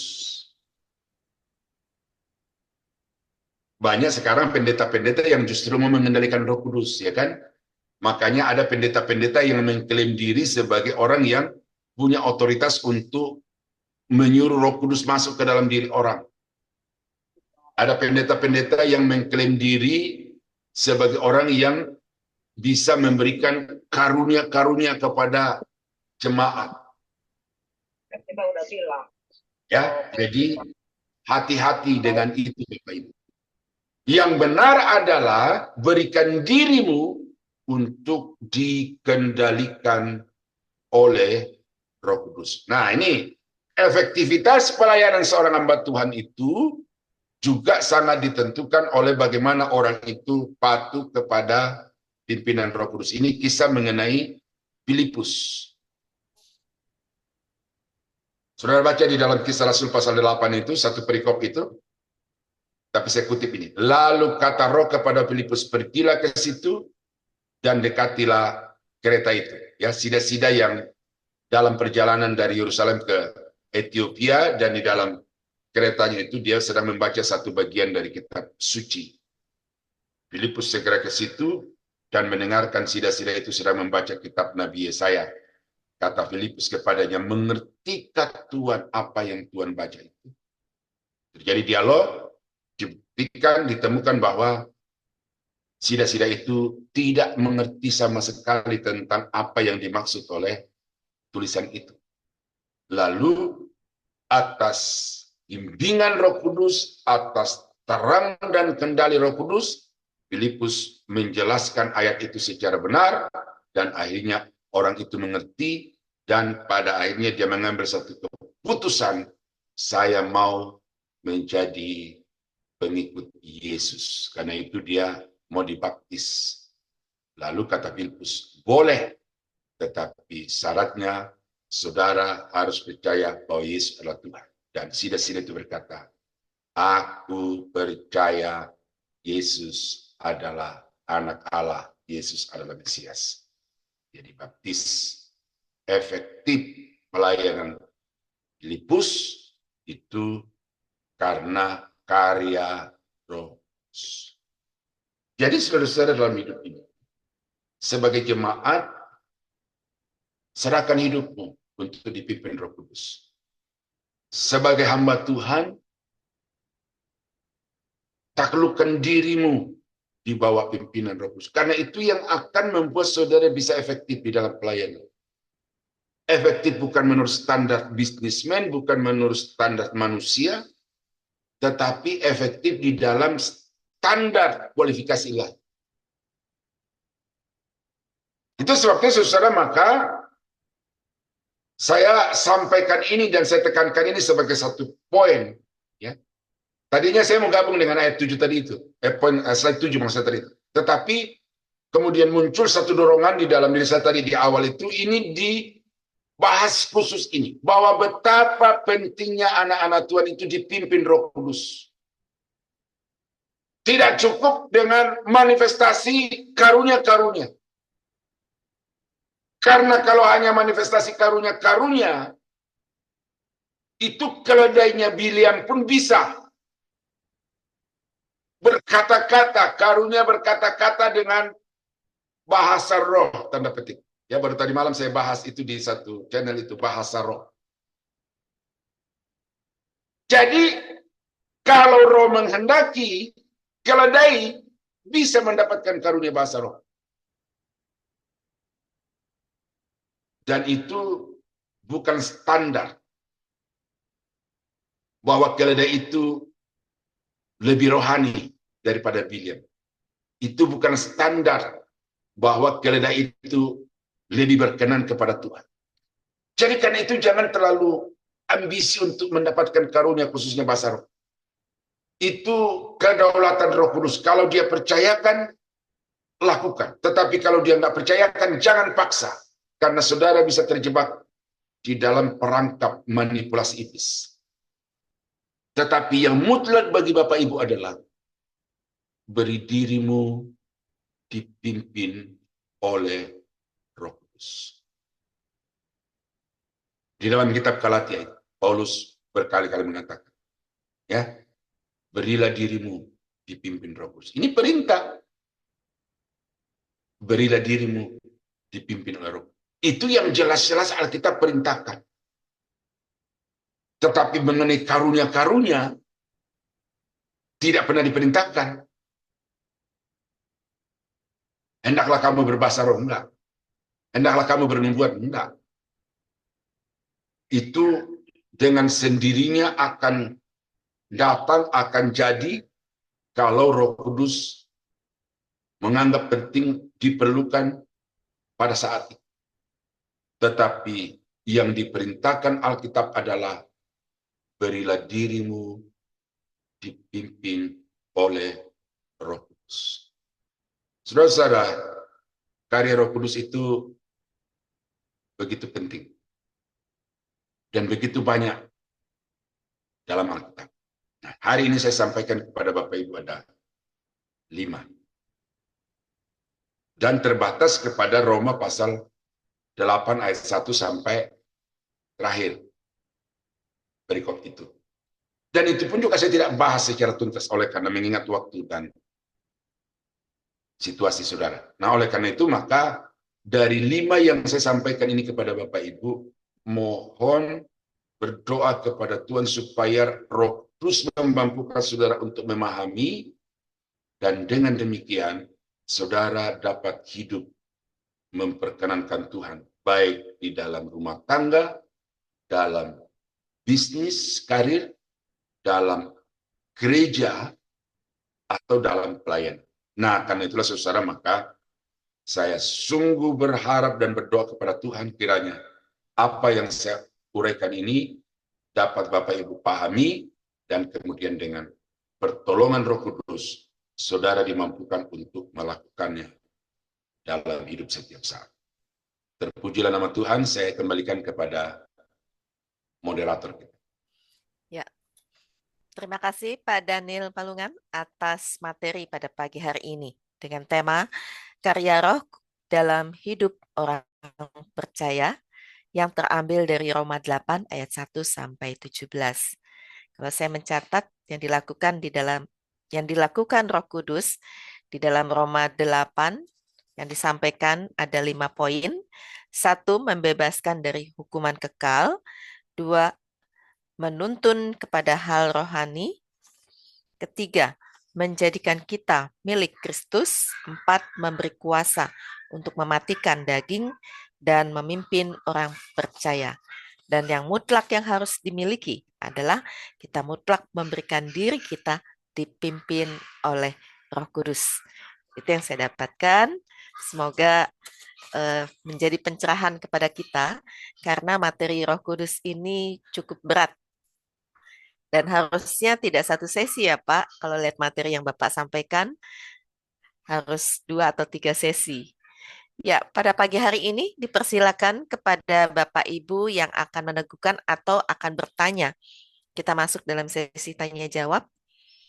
Apakah ada yang mau bertanya? Boleh raise hand atau boleh buka suara. Persilakan.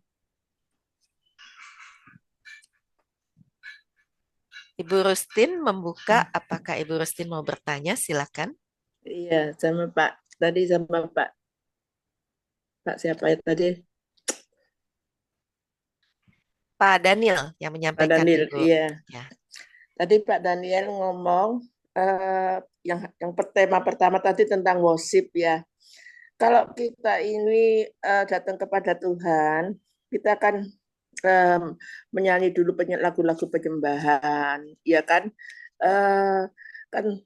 Kan bilangnya Tuhan disuruh mendengarkan, bukannya Tuhan disuruh mendengarkan, tapi kan kita ingin menyenangkan hati Tuhan supaya doa-doa kita bisa dijawab oleh Tuhan gitu. Itu apakah salah? Satu. Yang kedua tentang manifestasi. Kalau seseorang yang belum ikut Tuhan, terus ketika dia mengenal Tuhan, terus kan dia harus pelepasan ya. Manifestasi kan sama dengan pelepasan ya Pak. Ya, kan kita dilepaskan. Terus setelah kita dilepaskan kan roh-roh jahat kita keluar semuanya. Nah, begitu roh-roh jahat kita keluar semuanya, kan kita bisa menyembah Tuhan dengan baik. Ya, itu yang pertanyaan yang kedua, ya toh. Terus kalau kita sudah punya Roh Kudus, Pak, ya yang ketiga, kalau kita sudah punya Roh Kudus, ya namanya manusia Pak, kan ya sedikit-sedikit kadang itu bisa marah dikit gitu kan, itu apakah itu berdosa gitu loh maksud saya. Ya itu aja 3 Pak. Ya, boleh langsung dijawab Pak Daniel.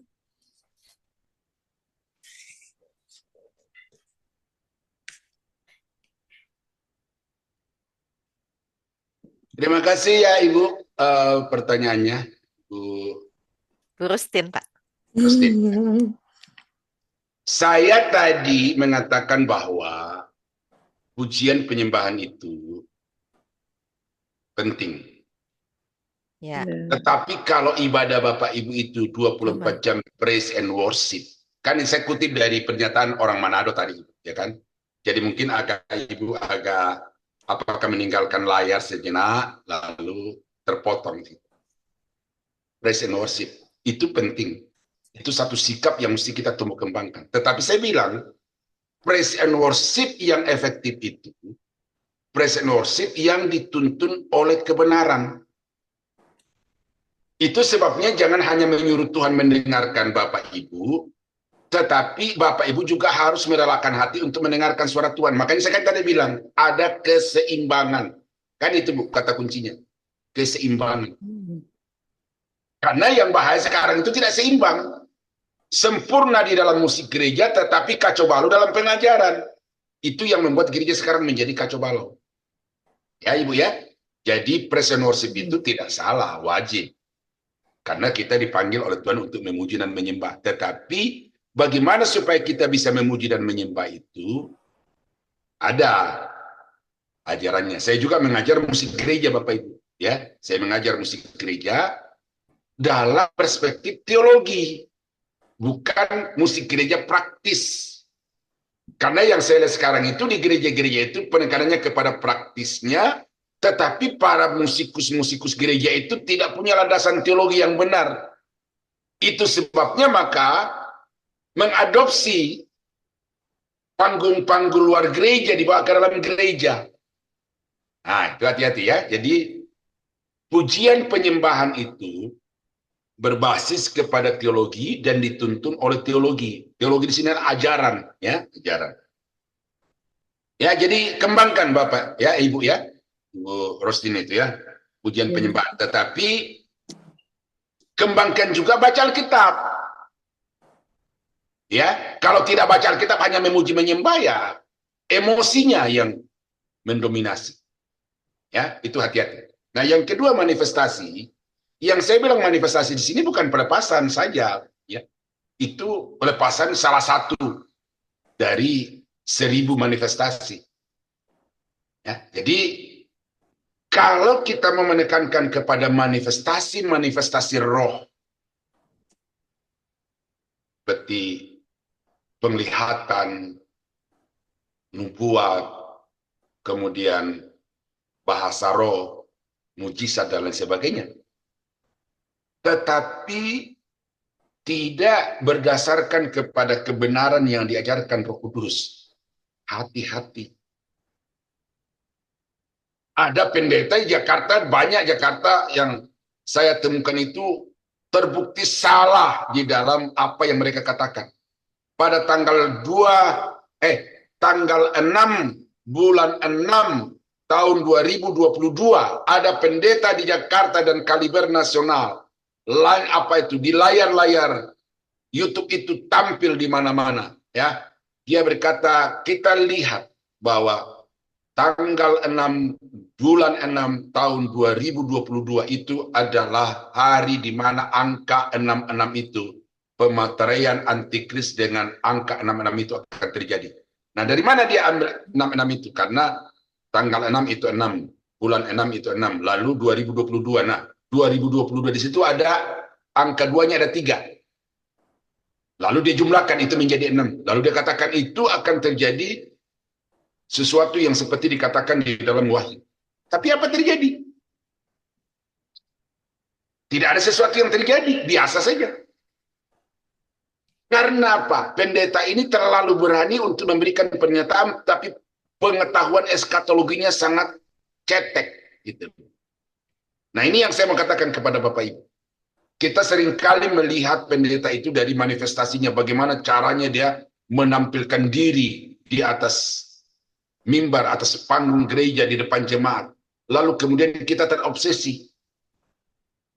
Itu yang saya maksudkan begitu. Jadi bukan soal pelepasan dari kuasa gelap itu sesuatu yang mutlak, satu fase yang harus dilalui oleh setiap anak-anak Tuhan. Baru yang ketiga, kita marah. Apakah orang Kristen itu masih bisa marah atau katakanlah bisa jatuh dalam dosa? Ini ingat bahwa orang Kristen itu kehidupan itu adalah satu proses. Tidak begitu dia dipanggil langsung sempurna seperti Yesus. Ya, itu ingat ya. Begitu dipanggil langsung sempurna seperti Yesus. Saat pertama saudara menerima Yesus, itu kualitas hidup saudara masih sama ketika hidup dalam dosa dulu. Tetapi yang membedakan dari titik itu adalah saudara sudah posisinya udah benar, kemudian arah hidupnya udah benar. Dari situ mulai ada satu proses yang dikatakan oleh Paulus itu dibaharui dari hari ke hari di dalam roh dan di dalam pikiran, yang kemudian pada akhirnya di dalam Roma pasal 8 ayat 29-30 itu sempurna sama seperti Yesus. Jadi tidak ada orang yang kemudian langsung sempurna, tapi sedang menuju kepada kesempurnaan. Nah, oleh karena itu maka orang Kristen yang maksudnya di sini anak Tuhan yang sudah selamat itu bisa jatuh dalam dosa, bisa seperti marah, ya toh? Tanpa sadar dia melakukan sesuatu yang sebenarnya tidak suka, jatuh dalam dosa, itu namanya jatuh. Tetapi dia tidak akan mungkin hidup di dalam dosa, itu bedanya. Jatuh bisa, tetapi hidup dalam dosa tidak akan mungkin. Karena itu kalau pendeta di kantor dia marah kepada pengerja, yaitu wajar sebagai satu ekspresi kasih. Tetapi marah dalam arti uncontrol, itu jatuh dalam dosa. Tetapi kalau seorang pendeta hidup dengan wanita lain, itu berarti dia tinggal dalam dosa, hidup dalam dosa. Nah, itu kependetaannya diragukan. Nah, jadi begitu Bapak Ibu ya. Jadi kita ini sedang menuju kepada kesempurnaan, sedang dalam proses, maka dalam proses itu bisa saja kita bereaksi dengan hal-hal yang memang tidak kita harapkan, tetapi tidak kita bisa kendalikan, dan itu saya wajar. Tetapi kalau marah terus ya, pagi sore siang malam marah suami, pagi sore siang malam marah anak, pagi sore siang malam marah sama tim pelayanan, ya itu berarti memang masih hidup dalam dosa. Begitu Ibu. Iya. Ya. Tapi ini satu lagi ya, ini satu bukan kali lagi Pak.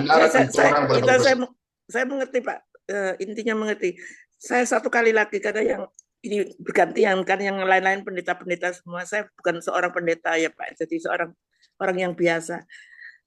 Saya mau tanya Pak ya, apakah kita cukup percaya Yesus bisa masuk kerajaan surga gitu Pak, walaupun kita dahulu banyak melakukan dosa dulu, tapi ketika hari ini kita bertobat, percaya Yesus, apakah ada jaminan masuk kerajaan surga? Ya maklum Pak, saya bukan pendeta, jadi saya harus tanya itu. Ya, ini topik yang berbeda Ibu. Ya, saya kalau dalam kelas itu saya menolak pertanyaan-pertanyaan seperti ini karena menyimpang dari topik yang sedang kita bahas. Namun, kalau Ibu mau mengetahui itu, nanti kita bahas itu di doktrin soteriologi, doktrin keselamatan, dan banyak orang pikir, wah saya sudah percaya Yesus sebagai Tuhan. Nah, percayanya itu level apa? Level rasionalis, level dogmatis, atau level empiris? Kan gitu. Makanya saya katakan begini, tidak semua orang Kristen masuk surga. Tidak semua orang Kristen masuk surga, walaupun dia percaya Yesus sebagai Tuhan, ya kan? Tetapi level kepercayaannya itu hanya sebatas dogmatis, sebatas rasionalistis.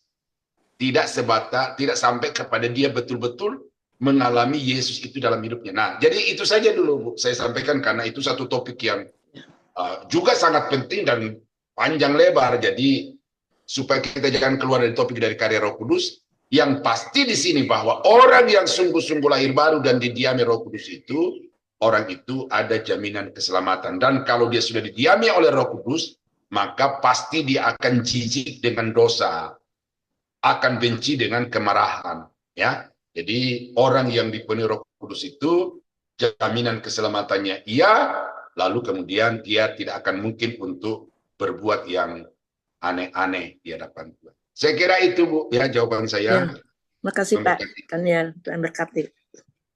Ya, terima kasih Bu Rustin, Pak Daniel. Semoga dapat pencerahan terus ya Bu Rustin. Ya, ada lagi kah yang mau bertanya kepada Pak Daniel? Atau sudah cukup jelas? Ada lagi kah yang mau bertanya? Boleh langsung atau raise hand, silakan. Bisa langsung buka suara. Cukup jelas semua? Apakah cukup jelas semuanya materinya?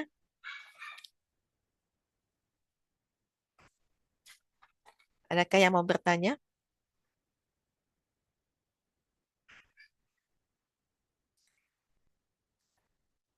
Tidak ada. Saya mau bertanya, tapi bukan bertanya, Pak. Tadi ada pernyataan yang sempat tertulis oleh saya. Roh Kudus, tunggu, dosa yang hakiki adalah tidak percaya Yesus adalah Tuhan dan Juru Selamat. Gitu. Terus Roh Kudus meyakinkan orang bahwa Yesus adalah Tuhan. Ya, begitu ya, Pak. Jadi artinya seseorang bisa berkata bahwa Yesus Kristus adalah Tuhan, itu kan karena kuasa Roh Kudus kan, Pak? Bukan Oh karena iya, dari iya, kekuatan iya, dia sendiri. iya. Tapi nanti kalau saya lanjut, pindah lagi jadi konsep keselamatan yang tadi Bu Rusin tanya. Tapi Ada pasti ya, Pak? benang-benangnya, Bu. Seperti gini, waktu Petrus ditanya, atau waktu Yesus bertanya kepada murid-muridnya, menurut kata orang siapa aku ini? Lalu ada banyak jawabannya kan? Ya. Lalu sekarang bukan kata orang, tetapi menurut katamu siapa aku ini? Lalu Petrus menjawab, engkau adalah Mesias anak Allah yang hidup. Lalu apa kata Yesus? Berbahagialah engkau Petrus karena bukan manusia yang menyatakan itu kepadamu, tetapi Bapa. Nah berarti seseorang bisa yakin bahwa Yesus itu adalah Tuhan. Itu karena karya Bapa, karena karya Roh Kudus. Jadi mustahil orang itu bisa percaya kalau tidak Roh Kudus. Makanya gini, saya akan menyimpang juga nih. Debat-debat yang dikembangkan sekarang ini di YouTube itu, ya entah karena tujuannya murni atau karena tujuannya untuk mendapatkan subscribe itu. Menurut saya itu sesuatu yang memang tidak gampang. Karena untuk meyakinkan orang-orang yang anti Kristen itu, katakanlah Donditan itu, untuk menghadapi Donditan itu tidak bisa. Tetapi kalau Roh Kudus yang menggarap hatinya Donditan, itu tidak sulit. Nah, jadi bahwa Donditan itu dulu pernah Kristen, dulu pernah jadi pendeta lalu murtad, berarti dulu itu dia hanya sebagai orang Kristen biasa, sebagai pendeta yang profesinya itu cari makan dari pendeta, kependetaan maksud saya, tapi dia sendiri belum selamat, belum ada Roh Kudus di dalam dirinya gitu. Jadi itu gampang saja begitu. Nah, dengan demikian maka untuk meyakinkan Donditan itu tidak bisa dengan pendeta yang paling hebat sekalipun, tidak bisa. Itu berikan saja kesempatan kepada Roh Kudus untuk berkarya. Nah, jadi itu Bu, bahwa kalau seseorang mengaku, nah ini yang saya katakan tadi itu sama Ibu Rosti tadi itu, bahwa bukan pada level dogma Yesus Tuhan, bukan pada level logika Yesus Tuhan, tetapi pada level empiris, mengalami secara pribadi Yesus itu di dalam diri kita, itu pekerjaan Roh Kudus. Ya, Ibu, dan itu sebabnya maka di dalam kita melayani itu, kita tidak hanya mengandalkan kepandaian, ya gelar gitu, tetapi kita harus terus-menerus bergantung kepada Roh Kudus supaya dia bekerja bersama-sama dan melalui kita agar pengajaran, agar khotbah-khotbah kita itu dapat membuat orang lain menerima Yesus sebagai Tuhan dan Juru Selamat. Saya kira itu, ya. Jangan heran kalau ada pendeta mengatakan Yesus bukan Tuhan, jangan heran. Dan itu bukan Roh Kudus. Ya, Roh Kudus itu meyakinkan orang bahwa Yesus itu adalah Tuhan, Juru Selamat, Mesias, Kristus. Ya, itu Bu, Ya. jawaban. Jadi artinya gini ya Pak, kalau berkaitan dengan pertanyaan Bu Rustin itu, ketika orang bisa berkata, seorang pendeta bisa berkata bahwa Yesus adalah Tuhan, sama juga dengan iblis juga bisa berkata bahwa Yesus adalah Tuhan. Tetapi apakah Roh Kudus itu ada di dalam hati kita, meyakini sampai kita mati, kita percaya itu, itulah yang disebut dengan kita percaya kepada Yesus sebagai Tuhan dan Juru Selamat, dan kita diselamatkan. Tetapi untuk seorang misalnya, contoh kerasnya seorang pendeta bisa bicara, bisa berkhotbah bahwa Yesus adalah Tuhan, tapi akhirnya kalau dia murtad, berarti ketika dia berbicara tentang Yesus adalah Tuhan, itu sama seperti iblis ya Pak ya, bukan dari Roh Kudusnya gitu.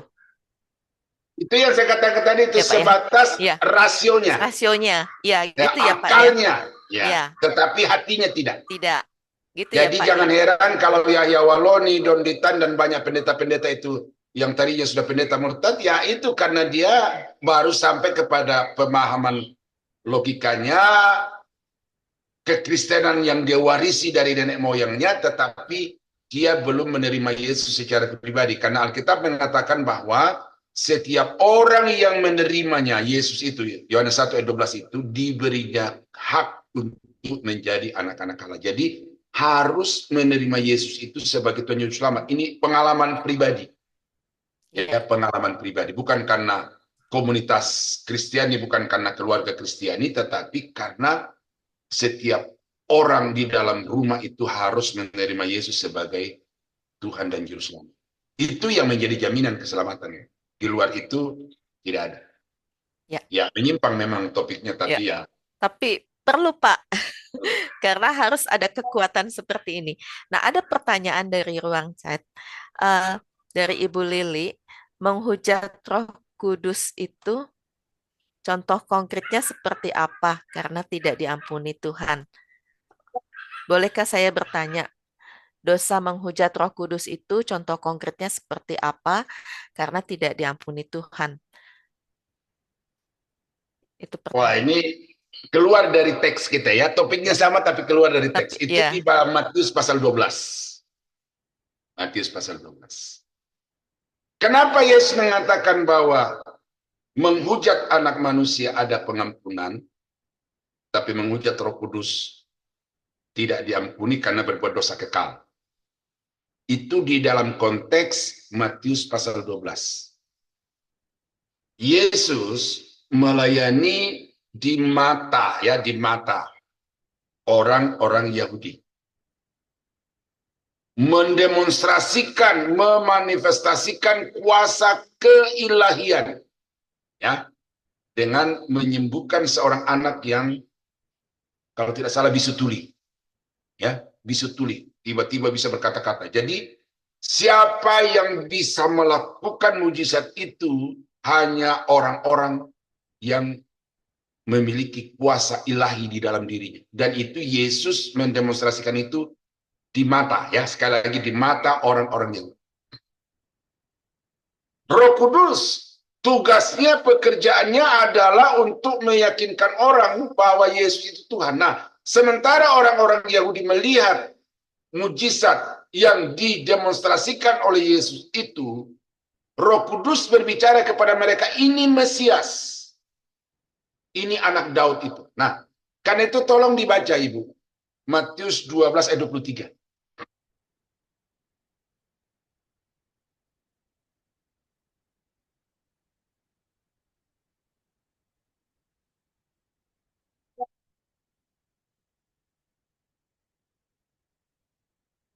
Suara Ibu, suara. Matius 12 ayat 23, Pak. Ya, oke. Maka takjublah sekalian orang banyak itu, katanya, ia ini agaknya anak Daud. Ya. Harusnya golnya itu adalah inilah anak Daud itu. Harusnya begitu.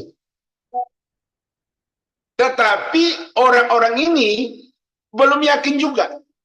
Sehingga dia berkata, ia ini agaknya. Artinya mereka tidak mau percaya bahwa inilah Mesias yang dijanjikan itu.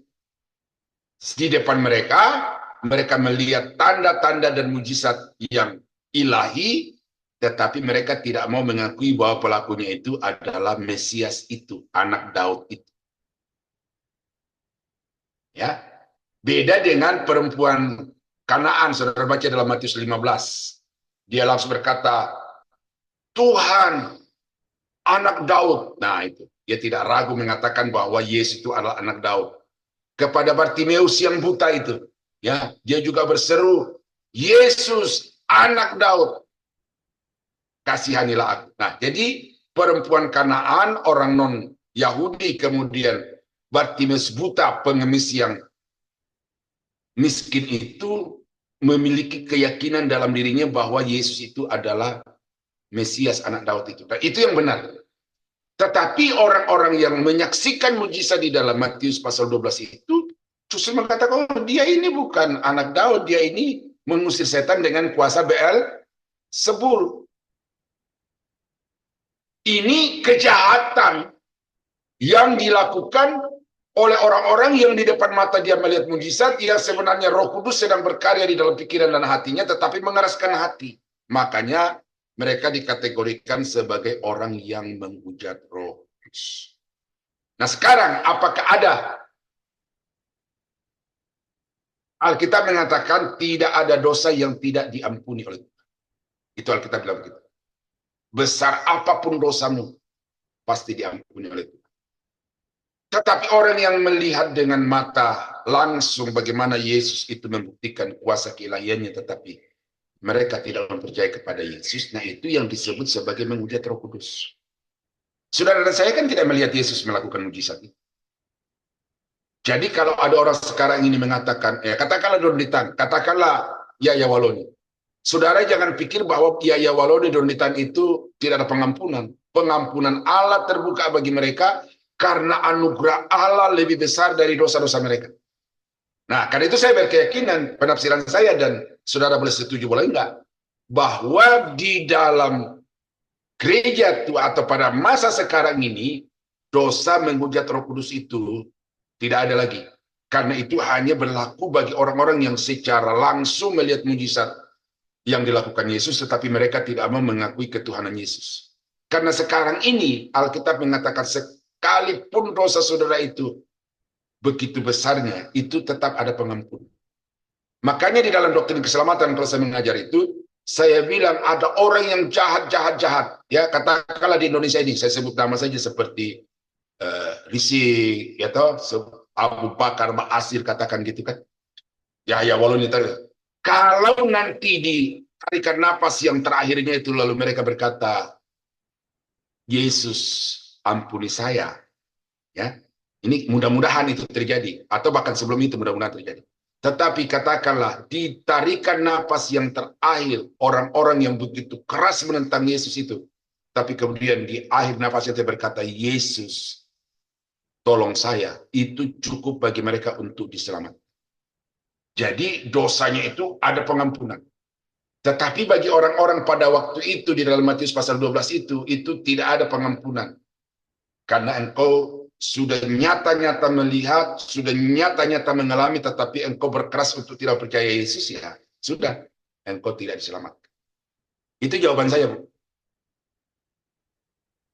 Terima kasih Pak Daniel memberikan Memberkati. pencerahan benar-benar. Ada lagi Bapak Ibu yang mau bertanya? Ada lagi kah? Ya, sudah tidak ada. Kalau demikian sudah jelas semua. Sebenarnya sih tidak jelas semua, Pak. Karena masih banyak yang harus dibukakan supaya kita semakin mengerti firman Tuhan dan nggak cuma mengerti, tetapi bagaimana kita bisa menerapkan di dalam hidup percaya kita. Ibu Veronica mau bertanya karena buka suara. Ya, terima kasih buat waktu yang diberikan. Saya tidak bertanya sih, saya mau sedikit sharing dengan apa yang sudah disampaikan oleh Bapak tadi dari awal sampai terakhir tadi. Saya mau beri pengalaman pribadi saya. Saya melihat ketika kita benar-benar menyerahkan diri kepada Tuhan, terus di dalam penyerahan diri itu kita meminta supaya Roh Kudus menuntun kita, itu beda dengan ketika kita hanya menyerahkan semua pergumulan kita, tapi kita tidak meminta tuntunan dari Roh Kudus untuk menuntun kehidupan kita 24 jam.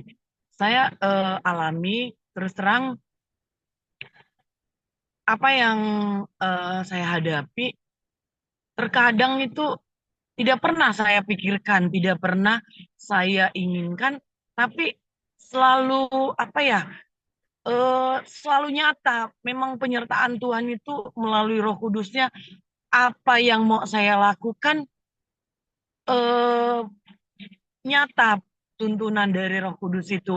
Jadi setiap kali saya mau ambil keputusan, setiap kali saya mau ambil tindakan, itu saya lihat dan saya percaya dengan iman yang saya miliki itu adalah pertolongan dari Roh Kudus kepada saya. Karena itu saya hanya memberikan kesaksian hidup ini bagi teman-teman yang berada di dalam Zoom ini. Kiranya apa yang saya rasakan, apa yang saya nikmati ini, teman-teman di Zoom ini juga bisa merasakan sama seperti saya. Terima kasih Pak buat kebenaran firman Tuhan. Saya sangat diberkati. Pujilah nama Tuhan. Amin. Amin. Terima kasih Bu Peranika untuk sharingnya. Karena sudah tidak ada yang bertanya, apakah ada closing statement dari Pak Daniel sebelum kita tutup? Suaranya belum dibuka, Pak. Seperti yang Ibu Lina katakan bahwa terlalu banyak hal yang belum, ya memang tidak mungkin kita membahas Alkitab Kejadian sampai Wahyu itu dalam satu kali sesi hanya 1 jam. Tetapi sebatas Roma pasal 8 ayat 1 sampai 27 ya, itu juga belum tuntas karena memang tidak semuanya kita bisa bahas dalam waktu 1 jam. Jadi jelas tidak tuntas. Tetapi yang penting adalah apa yang saya sudah sampaikan itu mendasar. Mendasar itu dulu. Ada level itu. Jadi jangan harapkan kota Roma dibangun dalam 1 hari ya. Dari Ibu Boru Purba tadi bahwa menyerahkan semua persoalan itu pada satu level. Ini satu level kekristenan yang sangat baik karena ketika ada masalah dia tidak ke dukun, dia tidak ke pendeta, tetapi kepada Tuhan. Itu satu level. Tetapi memberi diri dipimpin, berserah kepada pimpinan Roh Kudus itu adalah the next level. Nah, karena itu apa yang Ibu Vera tadi sampaikan itu, yaitu satu hal yang sangat bagus ya, bahwa kita tidak cukup menyerahkan masalah-masalah kita kepada Tuhan, tetapi juga hidup kita kepada Tuhan, supaya kita senantiasa berjalan di dalam kehendaknya. Itu dinamika kekristenan yang harus nyata itu dalam hidup saudara, supaya saudara makin hari semakin dewasa, semakin berkenan kepada Tuhan. Nah, karena itu Bapak Ibu, terima kasih, karena saya diberi kepercayaan untuk bisa berbagi di dalam Zoom ini, dan saya berharap apa yang saya sampaikan itu memberikan kepada Bapak Ibu fondasi kekristenan khususnya tentang doktrin Roh Kudus di dalam Roma pasal 8 itu secara baik, atau mempertegas ya seperti Ibu Veronica tadi itu, Bu Peri ya, bahwa kita harus memberi diri dipimpin oleh. Jadi mempertegas. Nah, jadi karena itu apa yang saya sampaikan ini adalah murni ajaran Alkitab, bukan dari pikiran saya, bukan pengalaman saya. Karena bagi saya itu, saya merasa bahwa pengalaman saya itu tidak ada apa-apanya. Karena itu saya berkomitmen untuk mengajarkan Alkitab itu secara baik, secara murni pada Bapak Ibu. Nah, Tuhan Yesus memberkati. Mungkin itu saja, mari kita tunduk kepala, kita berdoa.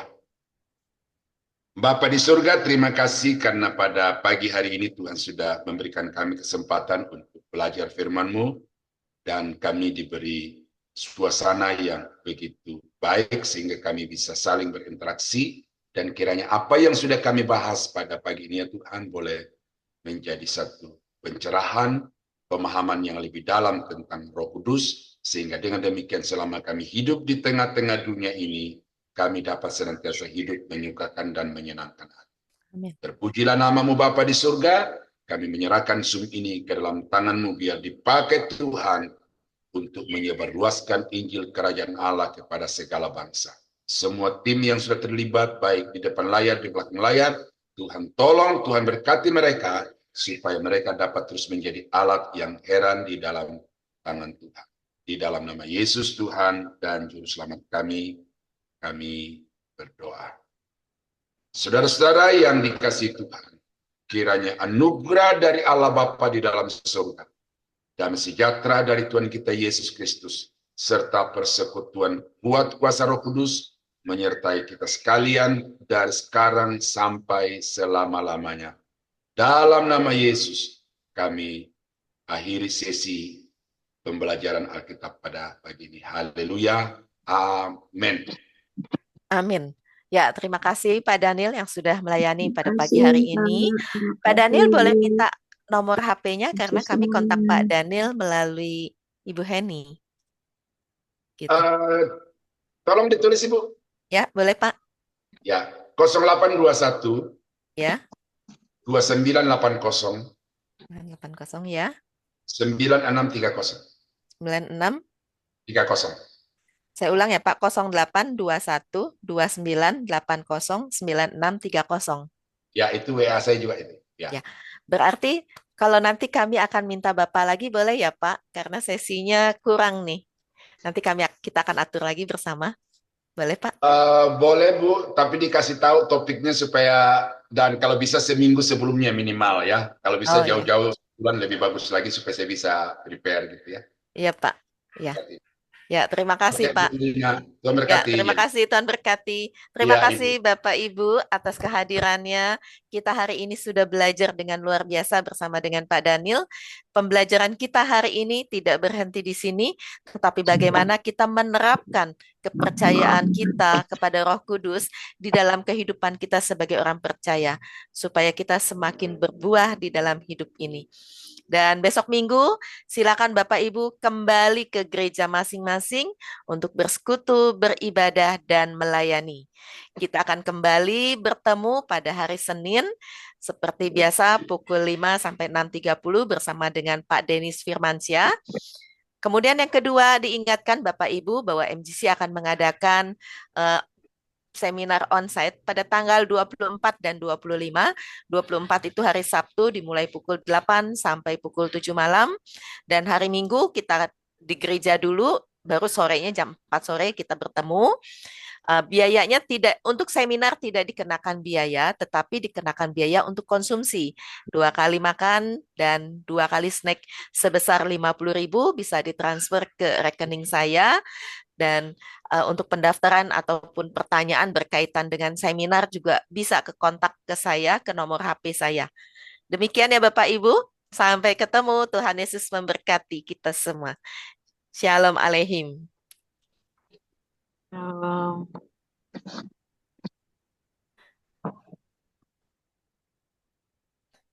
Izin pamit ya Bapak Ibu karena ada tugas rumah.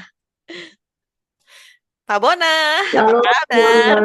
Shalom Pak semua. Bona, Ibu Naomi. Bu Linda, terima Jangan kasih. lupa daftar seminar. Ya, Selamat Pak Edi. beraktivitas. Jangan lupa daftar seminar ya, teman-teman. Ya, tumben Pak Edi nggak nanya. Saya nunggu-nunggu Pak Edi kok nggak nanya ya. Mana yang nggak kelihatan Agak wajahnya? berat soalnya. Ya, kenapa Pak Agak Edi? berat. Agak Yang berat. ngomong barusan nggak kelihatan wajahnya. Tadi udah sempat keluar Pak wajahnya tuh. Tuh Pak Edi. Biasanya Pak Edi suka bertanya. Kok saya Iya, tunggu-tunggu tadi Pak Edi mau nggak tanya nanya. tapi kan waktunya pas. Tapi seru, bener sih. Iya, iya. Itu Karena benar sih. Hanya kita mencernanya apa ya, nggak gampang dari itu. ya, saya kalau ngajar Roh Kudus itu mengajarkan anak-anak tentang Roh Kudus itu materi yang buat saya paling susah.